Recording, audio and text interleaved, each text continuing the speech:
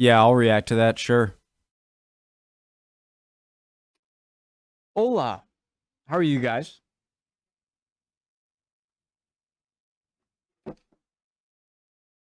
Good, I hope. Great. Preemptive like War Graphics, awesome channel. Thunder Runs, analyzing Ukraine's devastating new tactic. Let's check it out. Original link to the video, top of the description. Below that, link to the Discord. Click on it. We'll send you right over there. Would love to have you. Don't be shy. Pull up a chair. Everyone is nice.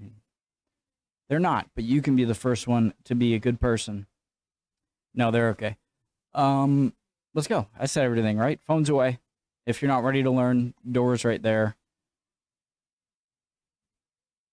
We will let's go.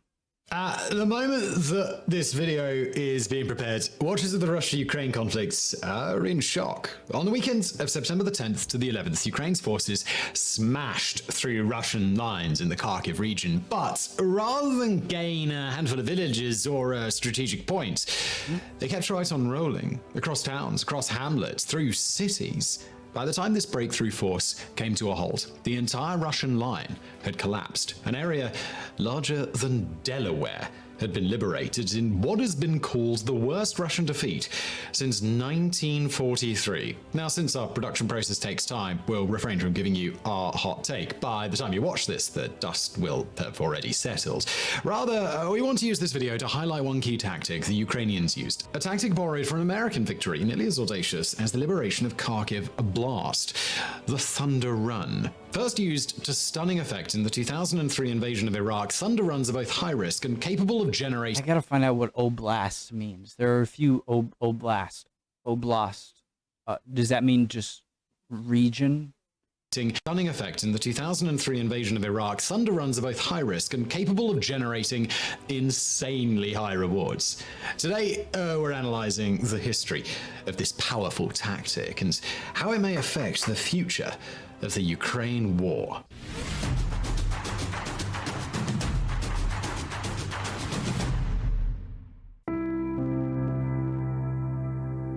When news of Ukraine's breakthrough began to spread on social media, many journalists turned to a famous Hemingway quote to describe how the tide of war turned.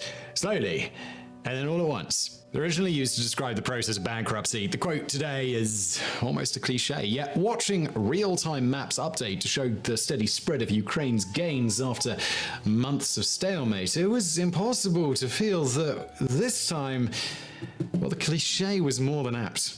Russia's defenses in Kharkiv Oblast had gone from slow erosion to utter collapse in just a matter of days. On September the 8th, 2022, the day Ukraine broke through, the front lines had seemed almost static. Russia controlled the east and north of the oblast, sitting within easy firing range of Kharkiv city itself. In fact, the line of conflict was so settled that news of Ukraine's advance was initially treated as a welcome but extremely localized victory. Some voices even suggested that they should turn back before they got surrounded. But that, as you already know, is not what happened. Instead, Kiev's counteroffensive just kept right on rolling. By September the 10th, Ukrainian forces had punched 80 kilometers beyond the Russian lines, clear through the vital city of Izium. By September the 12th, they'd gotten to the Russian border and then come right up to Luhansk Oblast. At the time of writing this video, they'd gone on to recapture a toehold there too. No mean feat in a region completely surrounded by Russia since the summer.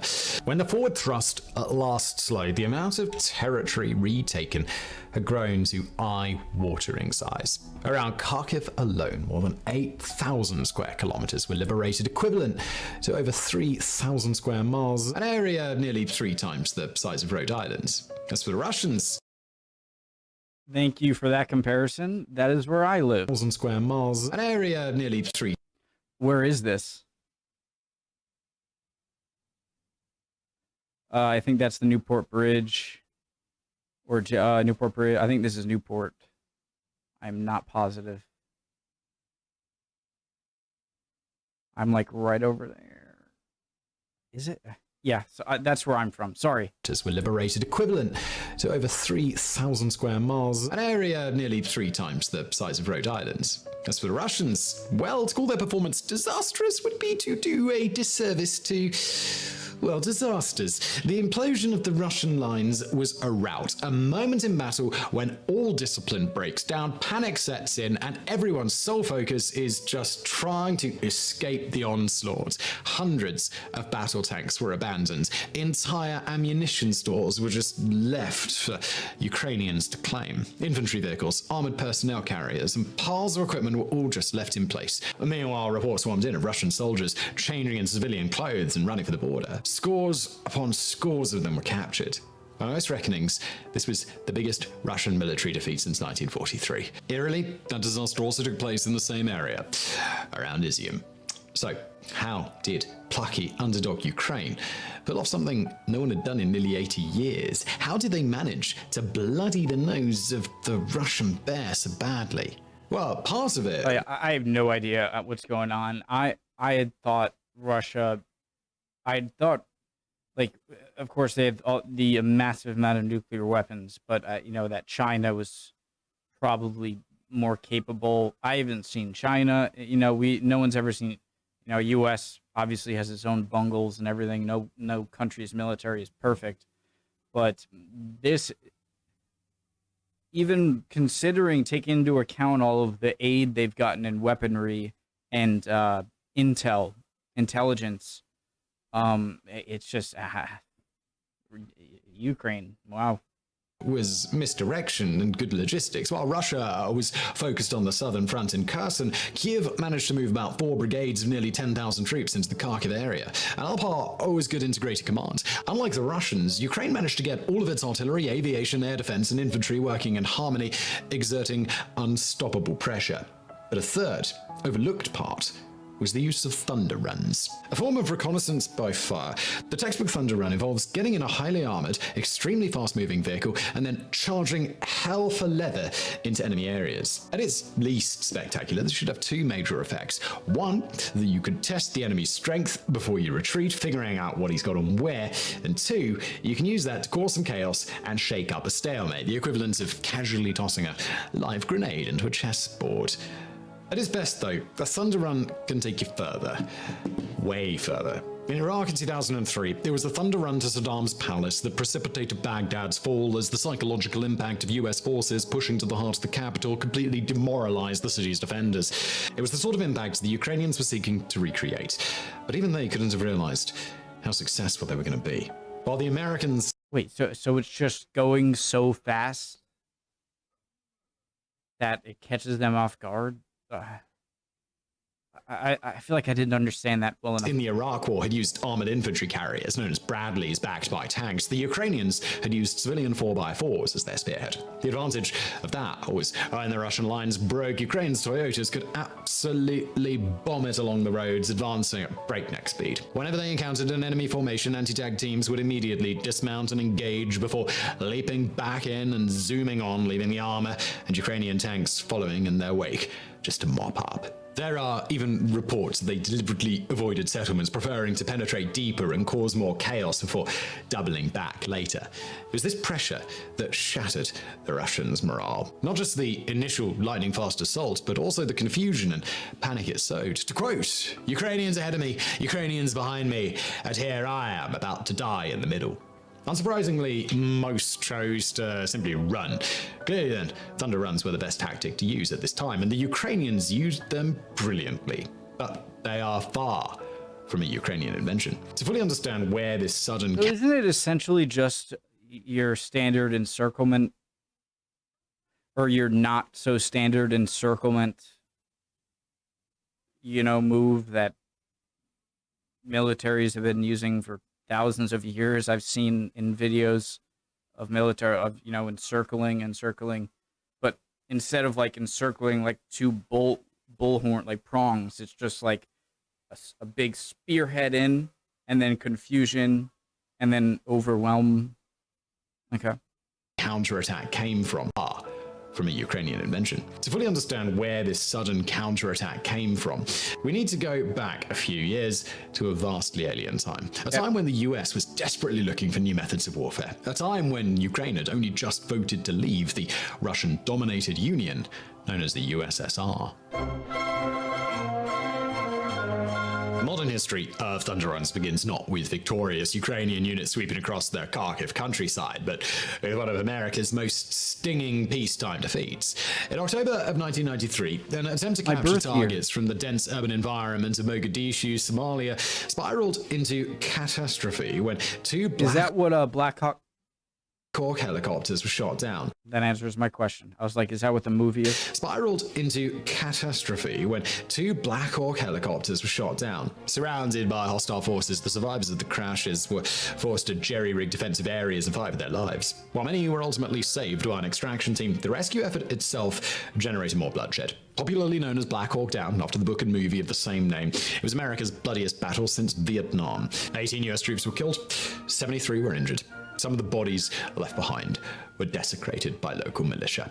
It was also a gargantuan PR disaster. The public backlash to the botched mission was so angry, so indignant, that it upended military thinking.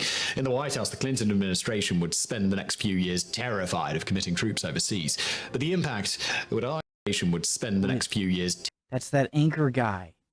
Terrified of committing troops overseas, but the impact would arguably be greater in the army.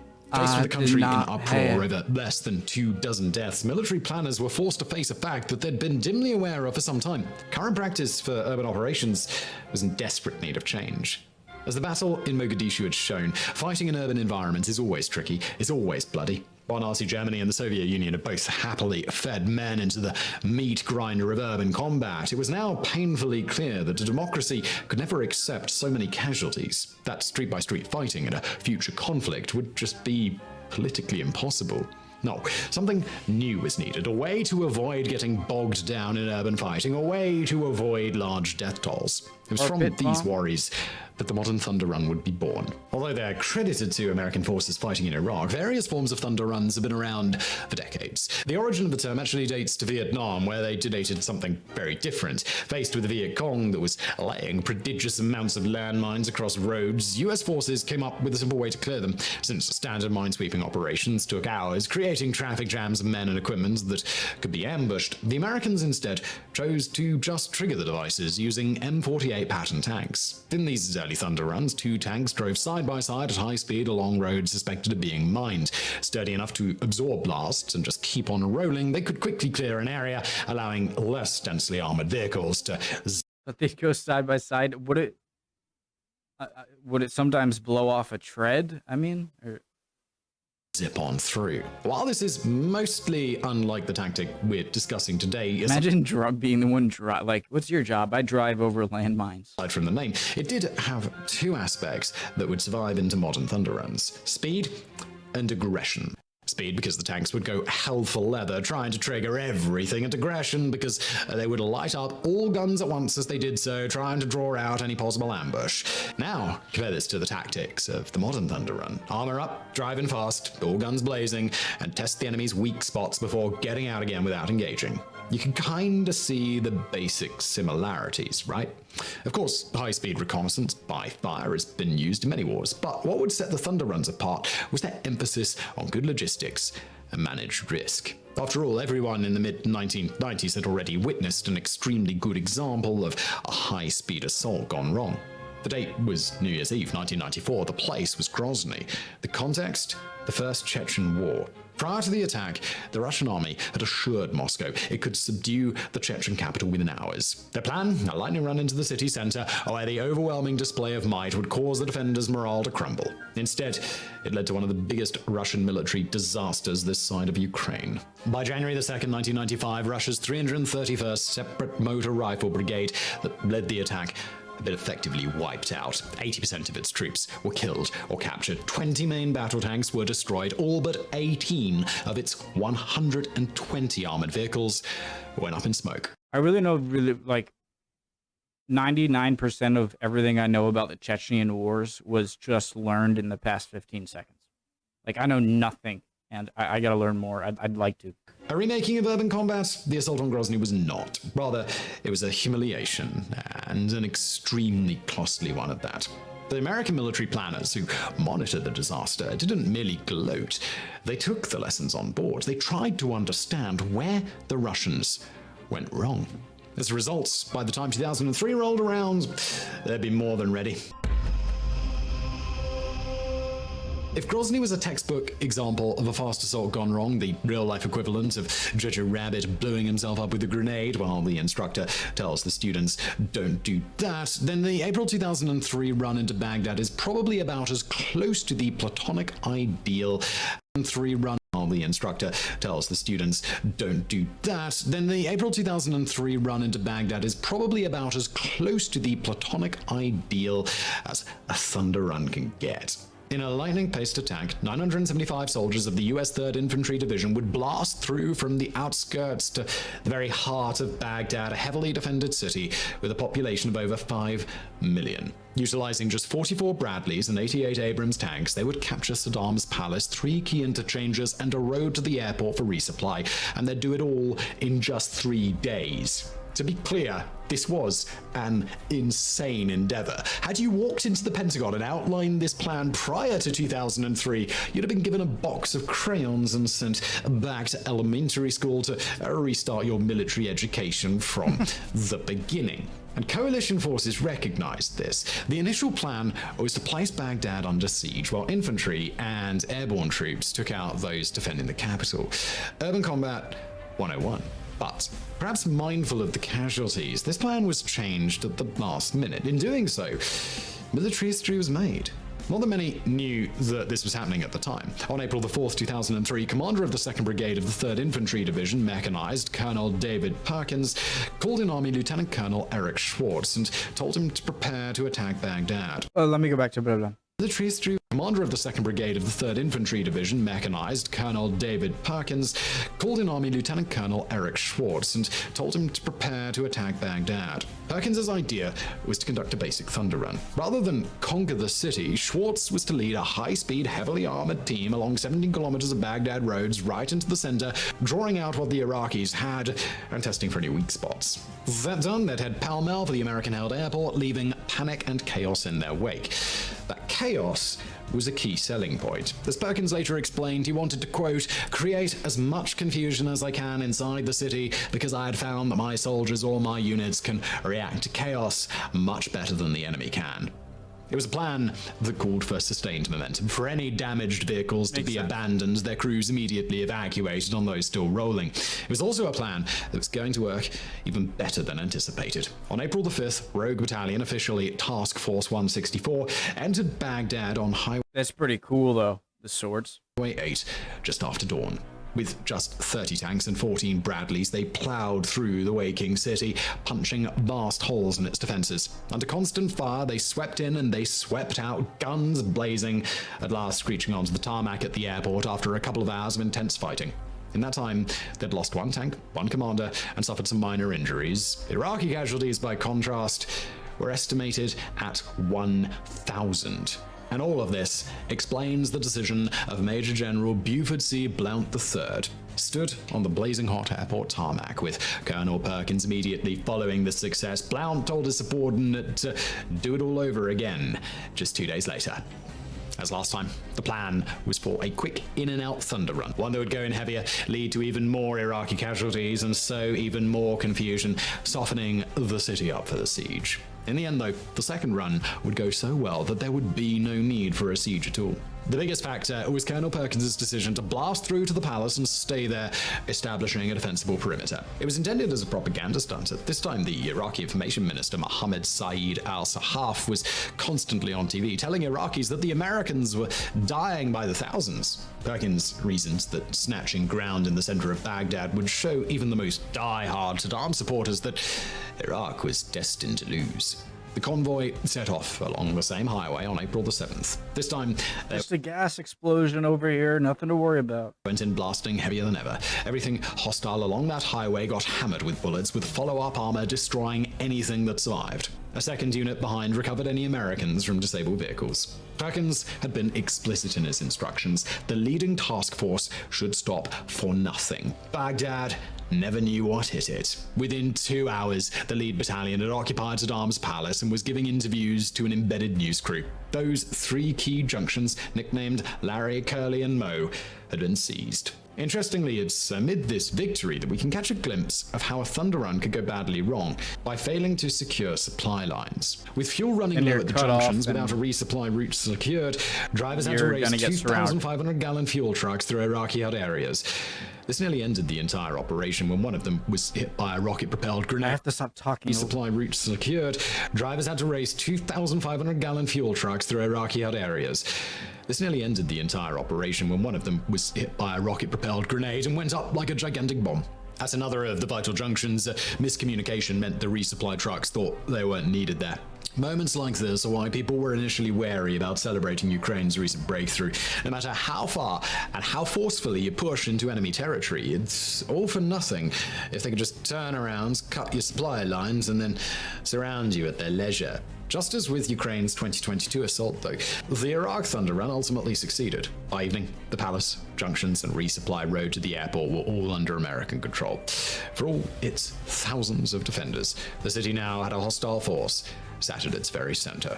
Within 2 days, the regime had collapsed. While what came next would be nothing to celebrate, the assault on Baghdad had been a jaw-dropping success. As Colonel Perkins said in a post-battle assessment, "We had come in, created a lot of chaos, lots of violence and momentum all at once. We had speed and audacity, and now with a resupply, we were there for good, and there was nothing the other side could do about it."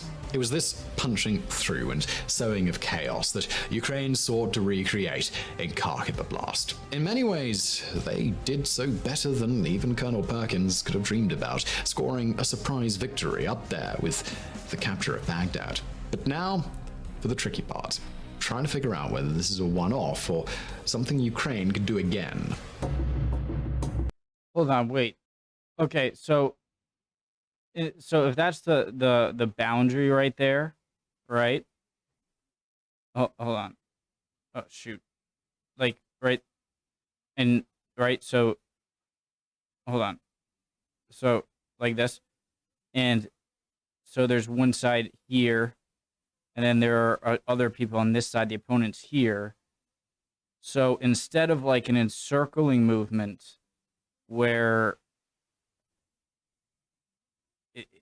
it's not like a thrust through and then like a that or something. It's more of a thrust through and then just kind of create chaos here, and then the game is to secure the supply line as much as they can, and the opposite side is to cut off the supply line and then move in and kill these guys. So it's not it's not like they're going in chaos, getting out. They're going in chaos and then securing, right? Okay, sorry. To figure out if Ukraine can repeat their stunning success around Kharkiv, we have to understand what made it work in the first place. We covered some of this in the opening. Excellent misdirection, good logistics and integrated command, and of course, amazing bravery by the Ukrainian troops. But it's worth looking to why Russia's lines collapsed so dramatically, more dramatically than even Kiev expected. Because if we dig a little, it starts to seem as if the circumstances in the northeast were possibly a one-off, a perfect storm of Russian incompetence, hubris, and poor command. First of all, the hubris. At the time of their breakthrough, Ukraine had spent months convincing Moscow the big battle would be fought down in Kherson, some 500 kilometers to the south. Russia had taken the bait, sending most of its best units and heavy armor to defend the occupied port city. Crucially, though, Putin also seems to have assumed that even the weakest units around Kharkiv could hold off any Ukrainian counterattacks. By September the 8th, the Russian lines in the oblast were stretched impossibly thin, and while some elite troops and main army battalions were on hand, other holes had been plugged with low-grade recruits from the self-declared People's Republic of Luhansk and Donetsk. On top of that, Moscow failed to heed the warning signs. About a week before the counterattack began, Russian mill bloggers, Telegram channel hosts with ties to the army, were sounding the alarm about a buildup of Ukrainian forces. In response, Russia just shrugged. And that takes us nicely to their second failure. Incompetence. Not only were Russia's lines spread thin, they also had no depth. That means that once the Ukrainians punch through, they could just keep right on rolling. In a situation like this, you ideally want to have reinforcements close enough to the front that they can go roaring towards any breaches in an emergency. In fact, ideally, you don't want to be in this situation at all. Once it became apparent just how stretched their forces were, Russia should have decided what gains really mattered and concentrated their remaining power on holding strategically important areas, even if that meant falling back from some previously held grounds. But no, in both cases, the military failed to do something so basic, even YouTubers like us can call them out on it. Hyper-advanced military strategy, this was not. And finally, we come to the greatest weakness of all. Poor command. Throughout this war, it's been clear that various parts of Russia's once vaunted military are barely even capable of communicating with one another. At the exact moment units were needed in the north to shore up the Kharkiv lines, swaths of troops were being unnecessarily committed to the separate Russian effort near Donetsk. As the Institute for Study of War incredulously noted, the Russians cannot hope to make gains around Bakhmut. Hold on, sorry, I'm going to replay that, but that's one of the things. You know, the sinking was a Luhan. No, the sinking of the Russian flagship in the Black Sea. How, you know, Ukrainians were claiming how it was a Ukrainian missile, and Russians claiming it was a fire on board. And I'm thinking to myself, I would prefer the possibility of a American intelligence-backed Ukrainian missile strike or whatever they use, than the incompetence of a fire on board destroying your flagship. Like, I'd be like, even if it was a fire, I'd be like, yeah, good one, guys. You got us. Good. But, geez, a fire. War incredulously noted, Even the Russians worse. cannot hope to make gains around Bakhmut or Donetsk city on a large enough scale to derail Ukrainian counteroffensives and appear to be continuing an almost robotic effort to gain ground in Donetsk, a blast that seems increasingly divorced from the overall realities of the theater. In other words, the invasion force was behaving less like a cohesive whole and more like three entirely separate, even rival armies that just happened to invade Ukraine all at the same time and had no interest in helping one another. On their own, any of these things could have caused Russia's lines to crumble. Taken together, they led to the almighty collapse that Ukraine took full advantage of. The question now is, can this be repeated elsewhere? Well, it's tough to say. There's no doubt that Russia's entire military apparatus is plagued by these problems, along with an additional one of rock-bottom morale. However, it's also unclear if one of the other fronts is as ripe for exploitation as Kharkiv was. Down in Kherson, Russian lines are both well-staffed, robust, and extremely dug in. Over in the Donbass, massed artillery is still allowing Putin's men to slowly crawl forward, eating away at Ukraine. The element of surprise that was likewise so key to the Kharkiv offensive is now also gone. You can bet that any mill blogger chatter about a Ukrainian troop build-up will be given close attention from now on. Still, there are areas of weakness. Some of the defenses around Luhansk Oblast near Kharkiv, for example, may just be ready to give. They just need the push of another set of thunder runs, followed by ground advance to break through. While it's doubtful, barring a total collapse of Russian morale, that we'll see another spectacular advance like in Kharkiv, it may be that Ukraine has plenty more chances to break through. And when they finally do, it could be that we'll look on that crazy weekend of September the 10th to the 11th, 2022, and realize that this was the moment when Ukraine finally started winning the war. I don't see a possibility. Great video. I don't see a I don't see how Ukraine wins the war. What does winning the war mean? Does it mean pushing every Russian troop out of Ukraine? Does it include Crimea? Like so are you saying that Ukraine is going to take back every piece of territory it is currently doesn't have since the invasion? And then Russia just says, okay, I'm done. I don't see that really happening. If winning, the way I see this, and I'm no expert, is that I see the most likely outcome is a sort of the gains right now. Like, I think Crimea is going to stay with Russia. I think that most, if not part, if not most, I think I think Crimea. So Putin needs a way, an off ramp to save face, to not go crazy nuclear or whatever. And Zelensky and Ukraine need enough stuff back to where they can at least stop for a little. Maybe that's winning, but I see maybe some territory being conceded back to Ukraine, and then a ceasefire, or it really comes down to, do you think Putin would use tactical nukes? I think also if Ukraine starts to push everywhere back to original lines. I just don't know what a win, like a Ukraine, like what he says, the point where Ukraine starts to win the war. I just don't know what winning exactly is here, or what's possible or realistic. Awesome video. Love you guys. Hope you're all doing well. See you guys next time, all right? If not, if you're not doing well, chin up. You'll be fine. Look at me. Trust me. You'll be okay. I'm starving and I need dinner. Bye, guys.